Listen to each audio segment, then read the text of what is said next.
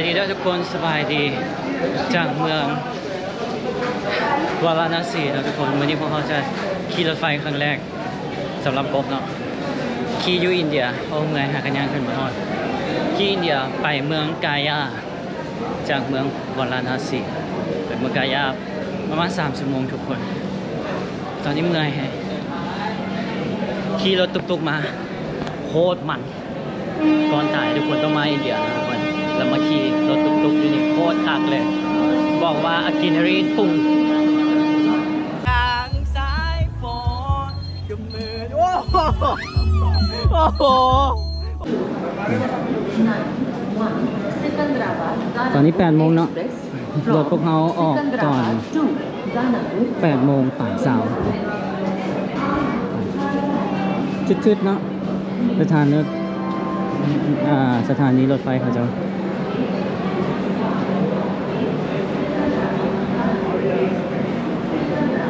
คนนอนเนี่ยเตรียม2 ฟังนะใกล้ความเขาอยู่ตัวแดดวะไอ้ตุ้ย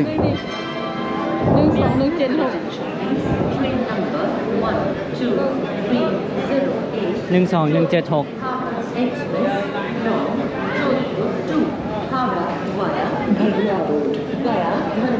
ตัวแดด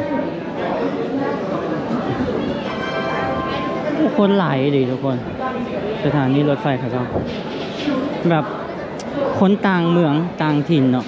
เขาเจ้าก็มาวาราณสีเพื่อมาเฮ็ดบุญ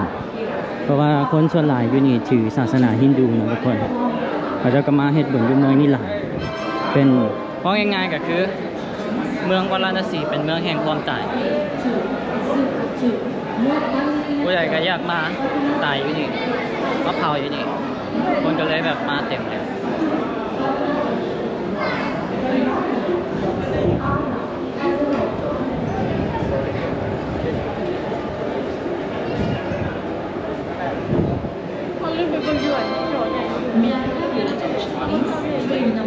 ไปถามซอกถามตำรวจบ่เด็กข้างหน้ามาทางมาเนี่ยเขาจะใส่ยูนิฟอร์มเนี่ยเขาจะใส่ยูนิฟอร์มอะไรเจ๊เนี่ยสถานเนี่ยไปไก่ปะนะเขาใส่ยูนิฟอร์มนะถามเขาเจ้าคันถามคนท้องถิ่นอยู่นี่ก็เจ้าหน้าจะบอก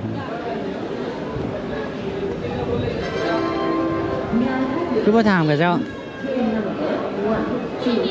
เบื้องจอวะ1 เท่าไหร่Danapur via Dildar Nagar, Buxar. Aram has arrived on platform number 3. कृपया ध्यान รถไฟก็สิออกแล้วขี่กับปวดขี่อยู่กินกันสตรีทฟู้ด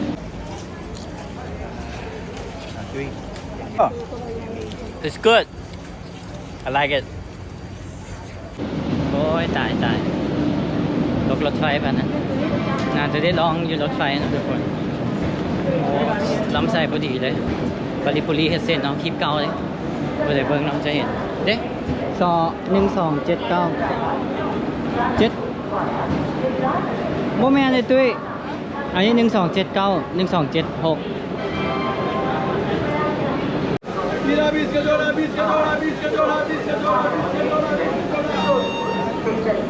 อ๋อแล้วทุกคนขี่กับสิแตกไปนะ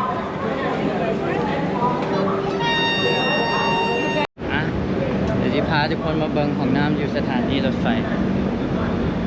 ก็เดี๋ยวละขี่แตกเนาะทุกคนเนาะโอ้ยสตรีทฟู้ดเฮ็ดเสร็จแล้วเนาะกินหลายอย่างปนกันทางกายเฮาบ่เรื่องแน่เด้อมันก็เลยแบบเป็นจังซี่ใช่จ้ะคนเบิ่งสถานีรถไฟเขาเจ้าก็มีขายไม้เนาะลิ้นจี่สีดาแต่คึกคักเนาะที่เป็นจังไดเนาะขี่รถไฟครั้งแรกอยู่อินเดียมันอาจจะต่างจากศรีลังกานะทุกคนเนาะ has arrived on platform number มีคนนอนเต็มเลย นอนอยู่นี่ท่ารถไฟ 5 आसनसोल वाराणसी एक्सप्रेस आसनसोल से चलकर काशी खिलाड़ी वाराणसी หลายเลยทุกคน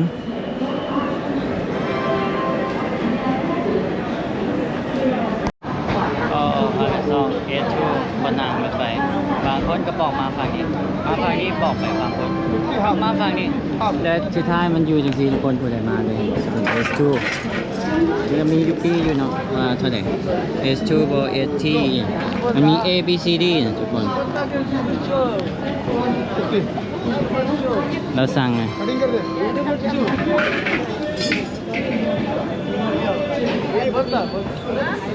S2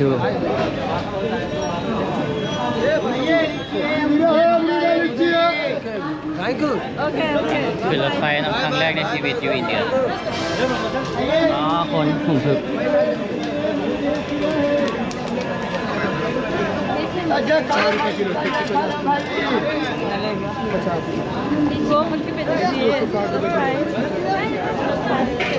จักชั่วโมงวะ3 ชั่วโมง Thank you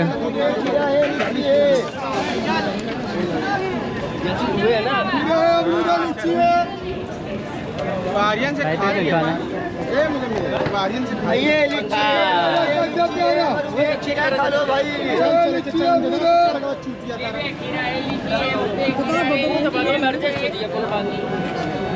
Go go हां चला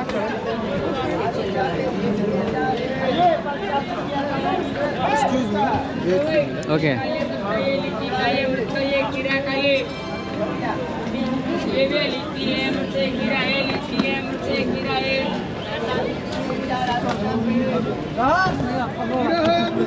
กระเป๋าแห้งใหญ่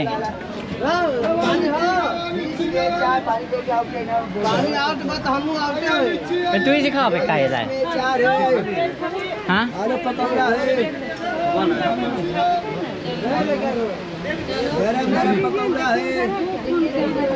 आलू चॉप वैसे गरम गरम आलू चॉप गरम गरम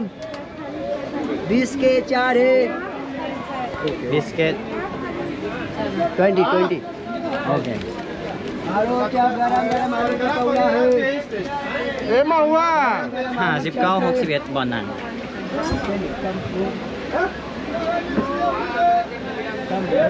भाई सब यही अटक गया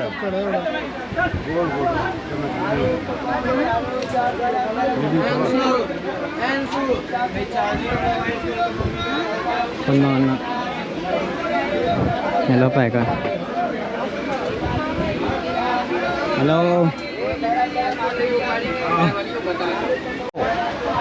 สวัสดี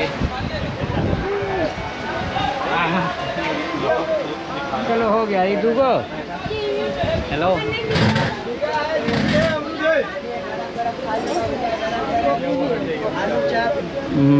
आलू चॉप गरम गरम है Oh thank you เสื้อตกเขาจะเอามาให้ Like upper and middle. 61 S2. 61 middle Yeah. 59 In here? Right? this one Yeah, Upper. Upper. So खाना एक बिरयानी how? अंडा बिरयानी My feet. แม่ป้านี่นอนนะของกบอยู่61 अंडा biryani Hi, it's my seat. No. ไปนั่งน้ำกันกันได้ที่ตัว ได้แต่แบบโน้ตของกลุ่มนี้ต้องหัวจ้องออก डिनर ฮะ डिनर खाना ऑर्डर खाना พระเจ้าอยู่มาแล้วนาน บอกพนักงาน ได้อยู่2 คนในที่นั้นเดี๋ยวเขาจะขึ้นรถไฟออกแล้วนะทุกคนเปิดไปตุ้ยนั่งอยู่เถิง Hi. มืดเลยเนาะคัก3 ชั่วโมงโอเคอยู่ทุกคนทนได้แต่ว่ามือเนี่ย10 ชั่วโมงแล้ว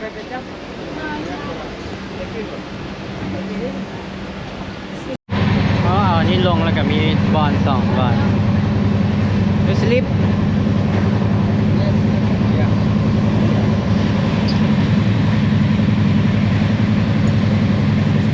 อ๋อมันเป็น3 วันนั่งทุกคน เอาลงมาได้เนาะอาจจะมืดเนี่ยเนาะโกโปรถ่ายทุกคนแล้วก็เสียงดังตอนนี้ขี่รถไปก็มีกลินหน่อยหนึง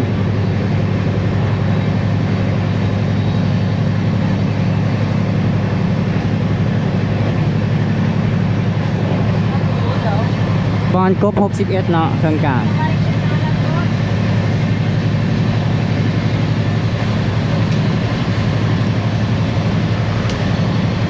จะเป็น3บอลทุกคน1 2 3หากระหู้เนาะอันนี้ก็1 2 3ด้วยกันแต่ว่าเขาจะนั่งทำกันอันนี้บอลกบเนาะเครื่องกลางแล้วก็ต้องกดเกิบไปเนี่ย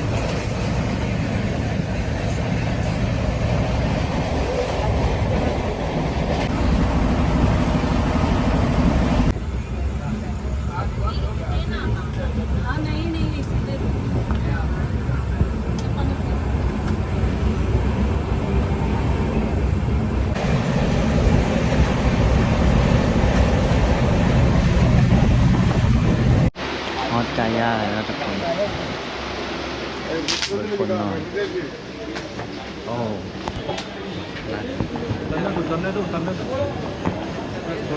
โอ้ sorry นี่กินเหม็นเนาะมันก็จะนอนตามเนี่ย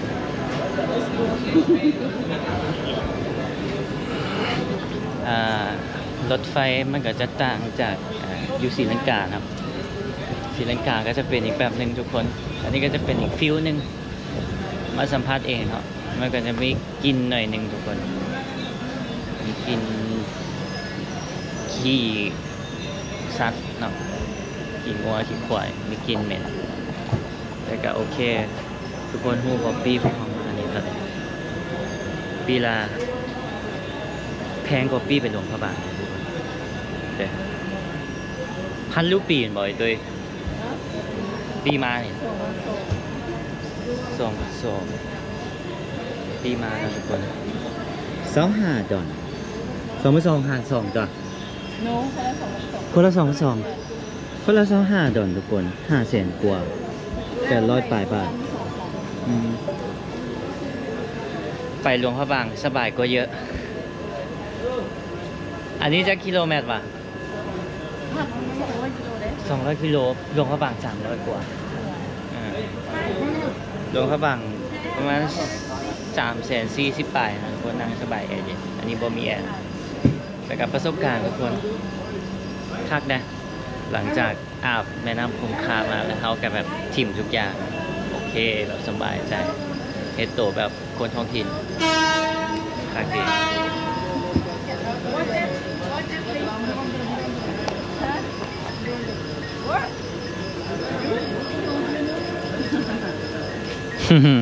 water นี่อย่างนี้เองช็อกโกแลต thank you YouTube पर हमारा Instagram पे what YouTube या Instagram पे bye क्या कॉफी बियर क्या भाई कॉफी है क्या ไปบอลพักทุกคน นี่คือก่อนขึ้นแล้ว คนนอนเต็มเลยทุกคนเลยอาจจะมืดแน่นอนโกโปรแต่ไทยทุกคนมันดื่มกินได้ปะ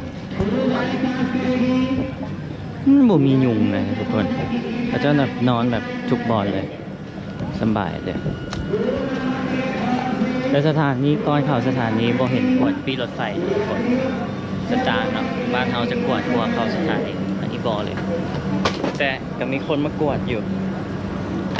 มีคนมากวดปีอยู่แล้วก็โอเคกำลังชอบอยู่เลยก็โอเคคือว่าบ่เก่งเนาะแต่ก็เห็นบางคนบ่มีบ่นั่งบ่ฮู้ว่าเขาจะลักขึ้นมานั่งหรือบ่ทุกคน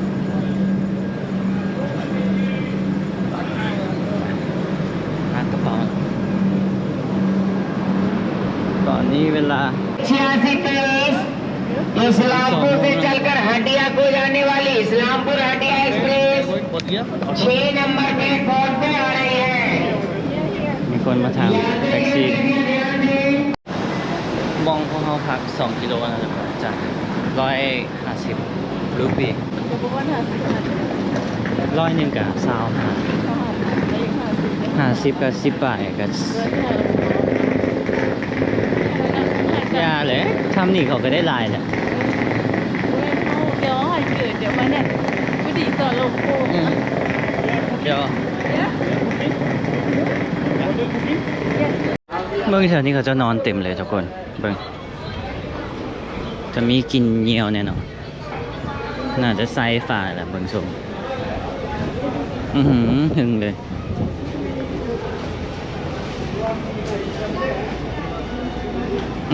แถวกำแพงนี่ทุกคนขอโทษเนาะผู้ใดกินข้าวอยู่ผู้ใดกินข้าวอยู่ขอโทษเด้อทุกคน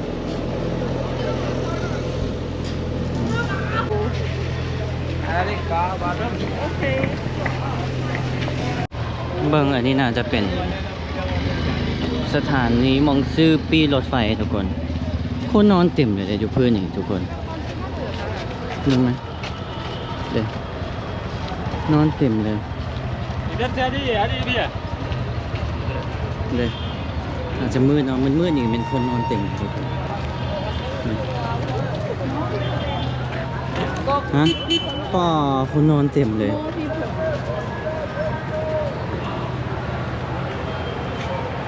ผ้ากันปูซะนอนเนี่ยสิทุกคนงวยอีก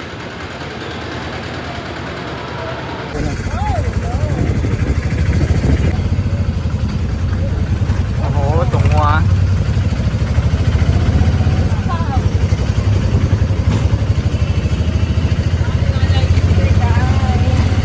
ทุกคนไม่กลับมาทำบอลผักแต่ว่าผมได้อยู่โฮสเทลคือละ10 ปลายดอนก็เลยมาแซ่อันนี้ก็10 ไปเดี๋ยวคือกัน เดี๋ยวนี้ก็10 ปลายดอนคนละ11 ดอน 12 ดอนโอเค7 ดาวตอนแรกผมมีแอร์เดี๋ยวเรามีแอร์โอเคเขาเดินทางมา